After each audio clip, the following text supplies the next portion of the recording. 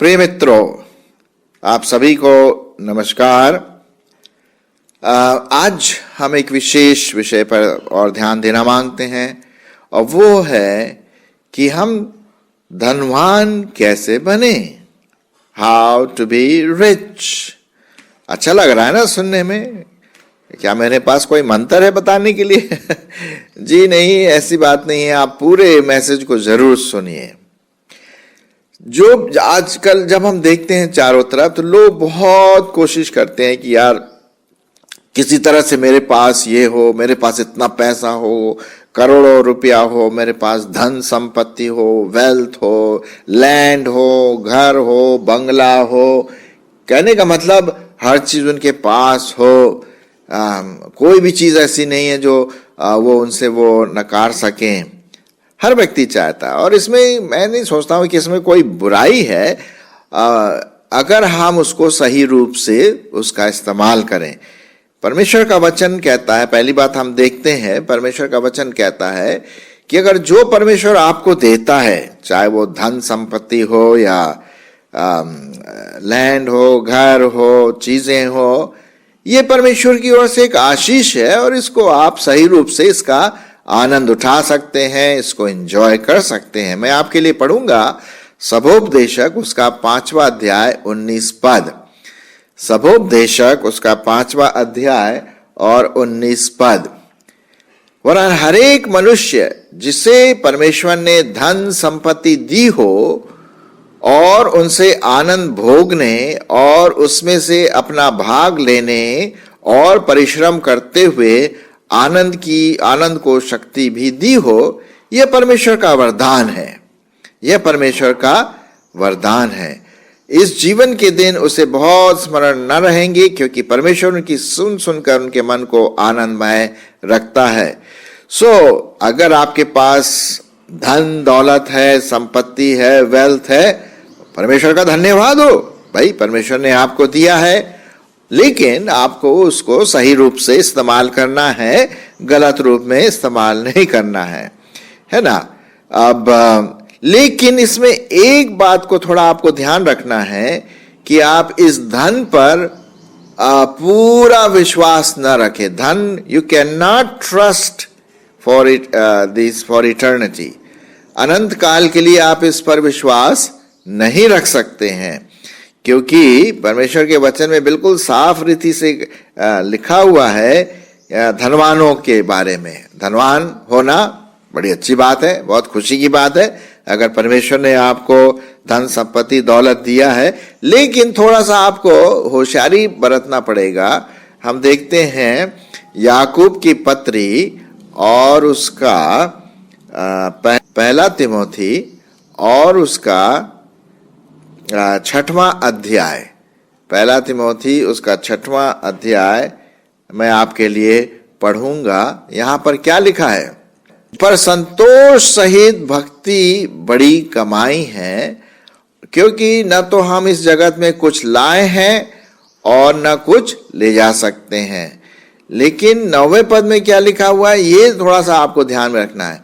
जो धनी होना मांगते हैं वे ऐसी परीक्षा में फंदे और बहुत तेरे व्यर्थ और हानिकारक लालसाओं में फंस जाते हैं, जो मनुष्यों को बिगाड़ देती है और विनाश के समुद्र में डुबा देती हैं। क्यों लिखा है? क्योंकि रुपयों का लोभ सब प्रकार की बुराइयों की जड़ है। ये लिखा हुआ है यहाँ पर। और जिसे प्राप्त करने का प्रयत्न कितने लोगों ने अपने विश्वास से भटक गए और नाना प्रकार की दुखों और से अपने आप को छलनी किया है। पर हे परमेश्वर के जन, तो इन सब से भाग और धर्म, भक्ति, विश्वास, प्रेम और धीरज और नम्रता का पीछा कर। तो हम देखते हैं कि अगर परमेश्वर ने आपको धन दौलत संपत्ति दिया है, बड़ी खुशी की बात है, उसका अनुग्रह है, ये उसका धन्यवाद देना है। लेकिन आप थोड़ा होशियार रहिए कि आप इन चीजों को सही रूप से इस्तेमाल करें, और न सिर्फ पैसों के पीछे मत भागें, पैसों के ऊपर मतलब मन न लगाएं, ये कहने का मतलब है। तो पहली बात हमने देखा कि जो भी धन दौलत संपत्ति परमेश्वर देता है ये उसका आशीष है और उसको हम सही रूप से इस्तेमाल करें।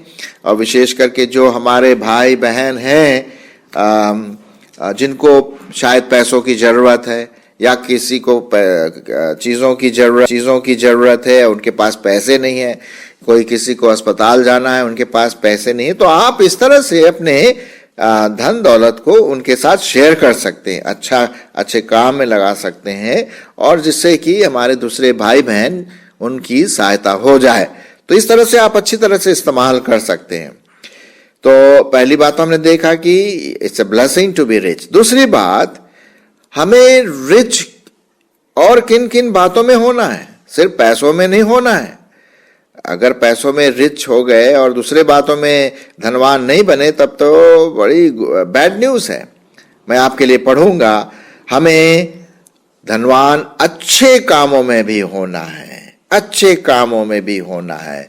पहला तिमोथी उसका 6वां अध्याय 17 से 19 में आपके लिए पढ़ूंगा। पहला तिमोथी उसका 6वां अध्याय 17 से 19 क्या लिखा हुआ है यहाँ पर?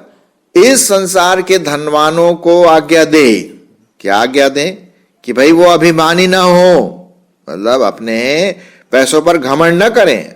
चलो अगर पैसा है तो बड़ी खुशी की बात है, लेकिन उस पर घमंड न करें कि वे अभिमानी ना हो और चंचल धन पर आशा न रखे, परंतु परमेश्वर जो हमारे सुख के लिए सब कुछ बहुतायत से देता है उसका धन्यवाद हो और भलाई करें और भले कामों में धनी बने। ये देखिए, आपको धनी बनना है भले कामों में, अच्छे कामों में। और वो भले अच्छे काम क्या है? उदारता, सहायता। यहां लिखा हुआ है उदार और सहायता देने में तत्पर रहें और आगे के लिए एक अच्छी नींव डाल रखें कि सत्य जीवन को वश में कर लें।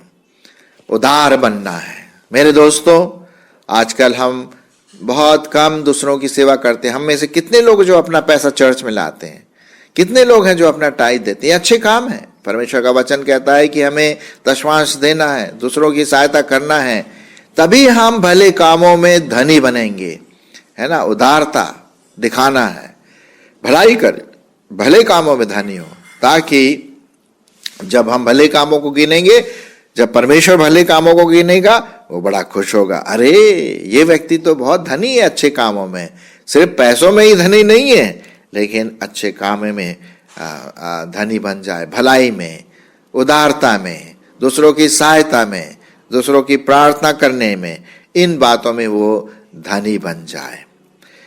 तीसरी बात हम देखते हैं, आत्मिक रूप से भी वो धनी बने रहें, आत्मिक रूप से। और आत्मिक रूप से धनी बनने का मतलब है हम इंटेग्रिटी, हम हमारे जीवन में हमारे जीवन में खरापन आ जाए, सत्यता आ जाए, तब हम सच में आत्मिक रूप से धनी बन सके। मैं आपके लिए पढ़ूंगा नीति वचन 28 और उसका 6 पद। टेढ़ी चाल चलने वाले धनी मनुष्य से खराई से चलने वाला निर्धन पुरुष ही उत्तम है। क्या बढ़िया लिखा है। टेढ़ी चाल चलने वाले धनी मनुष्य से खराई से चलने वाला निर्धन मनुष्य, गरीब व्यक्ति धनी है, उत्तम है। आत्मिक रूप से धनी होना है, आत्मिक रूप से रिच होना है, ये तो बात है ना।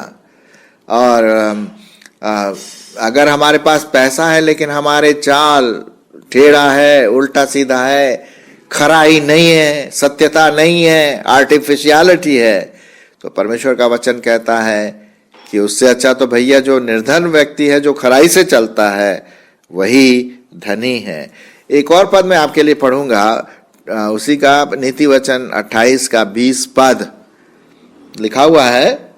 सच्चे मनुष्य पर बहुत आशीर्वाद होते रहते हैं, सच्चे मनुष्य पर बहुत आशीर्वाद होते रहते हैं, परंतु जो धनी होने में उतावली करता है वो निर्दोष नहीं ठहरेगा।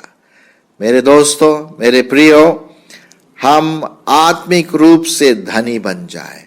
ये पैसों वाला धन, उसके पीछे न भागें। हमारा जीवन एक नम्रता वाला जीवन हो, आत्मिक रूप से हम बढ़ते चले जाएं, है ना। विश्वास में पक्के बन जाएं। लिखा हुआ है जेम्स को बोलेंगे हम याकूब, और उसका 2:5, याकूब उसका 2 अध्याय 5वां पद।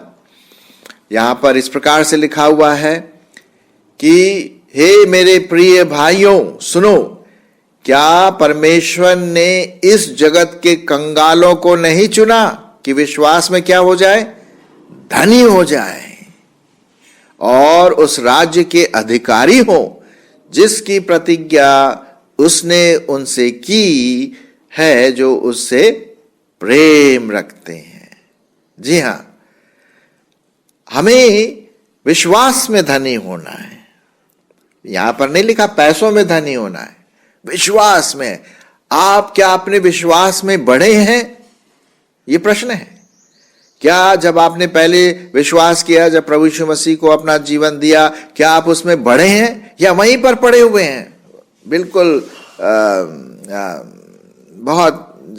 तो हम एक्सपेक्ट करते हैं कि भाई वो बच्चा बढ़ेगा, वो बच्चा नहीं बना रहेगा, बेबी नहीं बना रहेगा, वो धीरे धीरे चलेगा, फिर उठने की कोशिश करेगा, फिर दौड़ेगा, और इस तरह से वो बढ़ता जाएगा। क्या आप अपने विश्वास में बढ़े हैं? क्या आपका विश्वास पक्का है?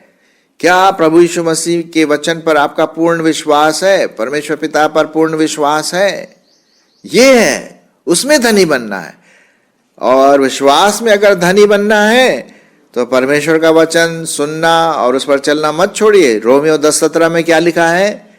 सो सुनना, विश्वास सुनने से, और सुनना मसीह के वचन से होता है। फिर से सुनिए, विश्वास सुनना मसीह के वचन से होता है। तो जितना आप परमेश्वर के वचन को पढ़ेंगे, सुनेंगे, मनन करेंगे, आप विश्वास में धनी होते जाएंगे। जी हां, अपने मनों को, अपने विचारों को परमेश्वर के वचन से भर लीजिए, तभी आप विश्वास में धनी पाए जाएंगे। तो कभी भी कोई शंका आती है, संशय आता है हमारे जीवन में, तो परमेश्वर का वचन हमें बिल्कुल उसमें से निकालेगा, उस शंकाओं में से निकालेगा। सो मेरे मित्रों, ये सिर्फ पैसों में हमें धनी नहीं बनना है, आत्मिक रूप से भी धनी बनना है, अच्छे कामों में भी धनी बनना है, विश्वास में भी धनी बनना है, जैसा हमने देखा। और एक और चीज है जिसमें हमें धन पाने के लिए हमें प्रभु यीशु मसीह की ओर ताकना है, दौड़ना है। मैं आपके लिए पढ़ूंगा कुलुस्सियों की पत्री, उसका 2 अध्याय, कुलुस्सियों की पत्री, 2 कुरिन्थियों 2 अध्याय 2 और 3 बन। और यहां पर हम देखते हैं, ताकि उनके मनों में शांति और वे प्रेम से आपस में गठे रहे और वे पूरी समझ का सारा धन प्राप्त करें और मसीह पिता के भेदों को, अर्थात मसीह को पहचान ले, जिसमें बुद्धि और ज्ञान से सारे भंडार छिपे हुए हैं। जी हां, मसीह, यीशु मसीह, जिसमें ज्ञान है, बुद्धि है, परमेश्वर का प्रेम है, ये सब प्रभु यीशु मसीह में छिपा हुआ है। तो जितना हम प्रभु यीशु मसीह के पास रहेंगे, अपनी आत्मा में, पवित्र आत्मा से जितना हम कंट्रोल में रहेंगे, उतना हम प्रभु यीशु मसीह के प्राप्त करते जाएंगे। जी हां, ये बहुत जरूरी है कि उस भंडार में से हम प्रभु यीशु मसीह को जाने, परमेश्वर के वचन के भंडार में से हम प्रभु यीशु मसीह को जाने। कितनी ये खुशी की बात हम यहाँ पर देखते हैं मेरे प्रियो, है ना। एक और पद मैं आपके लिए पढ़ूंगा, इफिसियों 3 अध्याय और 8वां पद। इफिसियों उसका 3 अध्याय और 8वां पद। आशा है आप ध्यान से सुन रहे हैं, आशा है कि आप ध्यान से सुन रहे हैं। यहाँ पर इस प्रकार से, मुझ पर जो सब पवित्र लोगों में से छोटे से भी छोटा हूं, यह अनुग्रह हुआ कि मैं अन्य जातियों को मसीह के अगम्य धन का सुसमाचार सुनाऊं। जी हां, तो ये दूसरा धन है, और सब पर यह बात प्रकट करूं कि उसका भेद क्या है, जो सबके सृजनहार और परमेश्वर में आदि से गुप्त था। तो हमें आत्मिक रूप से धनी होना है और परमेश्वर के वचन को दूसरों तक पहुंचाने में भी धनी करना है। दूसरा जो परमेश्वर का जो धन है, और वो अगम्य धन क्या है? अनंत जीवन। ये धन जो हमारे पास है ना, ये तो भैया थोड़े समय का है, अभी आया और गया। लेकिन जो धन प्रभु यीशु मसीह के को ग्रहण करने से होता है, सुसमाचार सुनने से होता है, जब हम उसको लेते हैं तो वाह वाह वाह वाह, वो अगम्य धन हमेशा हमेशा के लिए आपके पास और मेरे पास रहता है। परमेश्वर का धन्यवाद हो इस अगम्य धन के लिए। फिलिपियों उसका 3 अध्याय और 8वां पद, फिलिपियों 3 अध्याय और 8वां पद, वहां पर हम क्या देखते हैं कि वरन मैं अपने प्रभु यीशु मसीह की पहचान की उत्तमता के कारण सब बातों को हानि समझता हूं, जिसके कारण मैंने सब वस्तुओं की हानि उठाऊं और जिन्हें मैं कूड़ा समझता हूं, जिससे मैं किसको प्राप्त करूं? प्रभु यीशु मसीह को प्राप्त करूं, जो अगम्य धन है। जी हां मेरे दोस्तों, प्रभु यीशु मसीह में हमें धनी होना है। चलिए, मैंने आपसे पहली बात किया, अगर परमेश्वर ने आपको धन दौलत दिया है, बड़ी खुशी की बात है, परमेश्वर का धन्यवाद हो, लेकिन आपको उसको सही रूप से इस्तेमाल करना है। दूसरी बात हम देखते हैं, भले कामों में हमें धनी बनना है। तीसरी बात हमने देखा, आत्मिक रूप से धनी बनना है। चौथी बात हमने देखा कि विश्वास में धनी बनना है। पांचवी बात हम देख रहे कि परमेश्वर के जो अनसर्चेबल, जो यीशु मसीह को जितना हम जानेंगे उतना हम प्रभु में धनी होंगे। और छठवीं बात हमने देखा कि परमेश्वर का जो वचन है, जब हम दूसरों को सुनाते हैं, वो भी अगम्य धन है, वो अनंत जीवन प्राप्त करेंगे जो परमेश्वर उनको देता है। सबसे बड़ा धन है जो अनंत जीवन है। मैं आखिरी में एक और पद पढ़ूंगा, रोमियो की पत्री 11वां अध्याय और उसका 33 पद।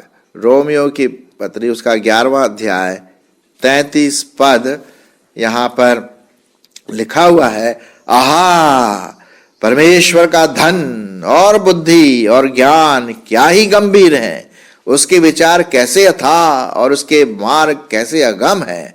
प्रभु की बुद्धि को किसने जाना आया, किस मंत्री को कौन, और उसका मंत्री कौन हुआ। ये है साहब परमेश्वर का धन, आत्मिक धन, आत्मिक बुद्धि, आत्मिक ज्ञान, सब प्रकार के जो धन, नॉलेज ऑफ गॉड, परमेश्वर को जानना, वही सबसे बड़ा धन है। मेरे मित्रों, आशा है कि आप इन आत्मिक धनों को भी जानेंगे और इसको दूसरों को भी बताएंगे। परमेश्वर आपकी अगुवाई करे। धन्यवाद।